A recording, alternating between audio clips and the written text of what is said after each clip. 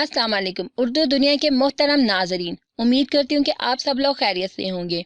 आज हम उर्दू दुनिया में रोज़े का कफ़ारा क्या है इसके बारे में बात करेंगे, लेकिन इससे पहले मेरे चैनल पर नए आने वाले दोस्तों से गुजारिश है कि अगर इन्होंने मेरे चैनल को सब्सक्राइब नहीं किया तो कर लें और साथ ही बेल आइकन के बटन को भी प्रेस कर लें ताकि मेरी आने वाली हर नई वीडियो की अपडेट बआसानी आप तक पहुँच सके। दायमी गर्ज के सबब रोज़ा ना रखने वाले पर फदिया है, कफ़ारा नहीं। उम्र रसीदगी और कमज़ोरी की वजह से कज़ा भी नहीं रख सकता। रोज़ों का कफ़ारा क्या है, ये कफ़ारा किसको दे सकते हैं?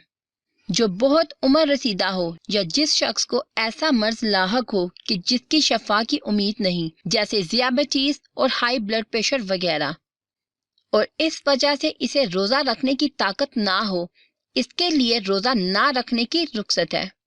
दायमी मजदूर के लिए फिदिया है, कफ़ारा नहीं, और इस पर हर रोज़े के बदले एक मस्कीन के ताम का तकरीबन 2 किलो गंदम या इसके मसावी रकम फिदिया देना लाजिम है।